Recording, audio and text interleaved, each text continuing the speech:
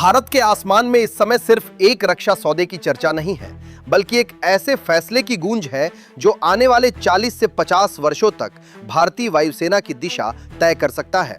मामला है 114 multi role fighter aircraft की MRFA डील का। अब तक माना जा रहा था कि फ्रांस की कंपनी डसोल एविएशन का राफेल इस रेस में सबसे आगे है। भारतीय वायुसेना पहले से राफेल उड़ा रही है, इंफ्रास्ट्रक्चर तैयार है, पायलट प्रशिक्षित है और प्लेटफॉर्म पर भरोसा भी है। लेकिन ठीक इसी मोड़ पर स्वीडन की कंपनी साब एबी ने ऐसा प्रस्ताव सामने रखा है जिसने पूरी गणित बदल दी है। स्वीडन ने अपने अत्याधुनिक साब JAS 39 ग्रिपेन E को भारत के सामने पेश करते हुए दावा किया है कि वो राफेल के मुकाबले कम कीमत पर जेट उपलब्ध कराएगा और इसके साथ व्यापक टेक्नोलॉजी ट्रांसफर भी देगा। यहीं से यह सौदा केवल खरीद फरोख्त का मामला नहीं रह जाता, बल्कि औद्योगिक साझेदारी और आत्मनिर्भरता की दिशा में संभावित बड़ा कदम बन जाता है। स्वीडन का संकेत है कि भारत में निर्माण लाइन स्थापित की जा सकती है, इंजीनियरिंग ज्ञान साझा किया जा सकता है और स्थानीय कंपनियों को उत्पादन श्रृंखला का हिस्सा बनाया जा सकता है। राफेल की बात करें तो ये एक ट्विन इंजन हेवी वेट लंबी दूरी तक मार करने में सक्षम मल्टी रोल फाइटर है। इसकी ताकत, इसकी मारक क्षमता, हथियार वहन क्षमता और इलेक्ट्रॉनिक वॉरफेयर सिस्टम में है। भारतीय वायुसेना के अनुभव के अनुसार ये एक भरोसेमंद और युद्ध परीक्षित प्लेटफॉर्म है, लेकिन इसकी लागत, खरीद और परिचालन दोनों काफी अधिक मानी जाती है। यदि 114 राफेल खरीदे जाते हैं तो ये रक्षा बजट पर बड़ा वित्तीय दबाव डाल सकता है। इसके विपरीत ग्रिपेन E एक सिंगल इंजन, हल्का लेकिन अत्याधुनिक डिजिटल आर्किटेक्चर वाला फाइटर जेट है। इसमें आधुनिक AESA रडार, उन्नत इलेक्ट्रॉनिक वॉरफेयर सिस्टम और मॉड्यूलर डिजाइन है, जिसे भविष्य में अपग्रेड करना अपेक्षाकृत सरल माना जाता है। स्वीडन का दावा है कि इसका परिचालन खर्च कम है, जिससे लंबे समय में रखरखाव और उड़ान लागत नियंत्रित रह सकती है।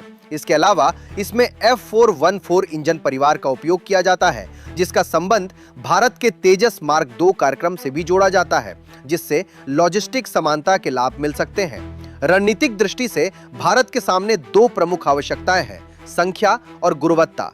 पुराने MiG-21 विमानों के रिटायर होने के बाद स्क्वाड्रन संख्या में गिरावट आई है। ऐसे में अधिक संख्या में किफायती जेट उपलब्ध होना एक बड़ा कारक हो सकता है। वहीं पहले से सेवा में मौजूद प्लेटफॉर्म के साथ निरंतरता बनाए रखना भी सैन्य योजना के लिहाज से महत्वपूर्ण है। यदि नौसेना राफेल के नेवल वर्जन को चुनती है तो वायुसेना के लिए भी समान प्लेटफॉर्म पर विचार किया जा सकता है। स्वीडन का प्रस्ताव इसलिए भी चर्चा में है क्योंकि वो व्यापक टेक्नोलॉजी साझेदारी की बात कर रहा है। यदि वास्तव में गहन तकनीकी हस्तांतरण होता है तो भारत में एरोस्पेस इकोसिस्टम को बढ़ावा मिल सकता है। इससे स्थानीय उद्योग, MSME और उच्च कौशल वाले रोजगार के अवसर विकसित हो सकते हैं। दूसरी ओर फ्रांस लंबे समय से भारत का भरोसेमंद रक्षा साझेदार रहा है और राफेल पहले से सेवा में होने के कारण जोखिम अपेक्षाकृत कम माना जाता है। चीन और पाकिस्तान के संदर्भ में देखें तो भारत को ऐसे प्लेटफॉर्म की आवश्यकता है जो नेटवर्क सेंट्रिक युद्ध, इलेक्ट्रॉनिक वॉरफेयर और बहुभूमिका अभियानों में सक्षम हो।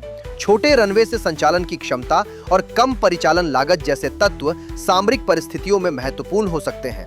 वहीं लंबी दूरी की मारक क्षमता और पहले से स्थापित विश्वसनीयता भी कम महत्व की नहीं है। अंततः ये निर्णय केवल तकनीकी तुलना का परिणाम नहीं होगा, बल्कि ये रक्षा बजट, रणनीतिक स्वायत्तता, औद्योगिक विकास और दीर्घकालिक सैन्य सिद्धांतों का संतुलन होगा। क्या भारत परखे हुए और पहले से सेवा में मौजूद प्लेटफॉर्म को प्राथमिकता देगा या व्यापक तकनीकी साझेदारी और संभावित औद्योगिक विस्तार को? जो भी निर्णय लिया जाएगा वो आने वाले दशकों में भारत की वायु शक्ति और रक्षा आत्मनिर्भरता की दिशा तय करेगा।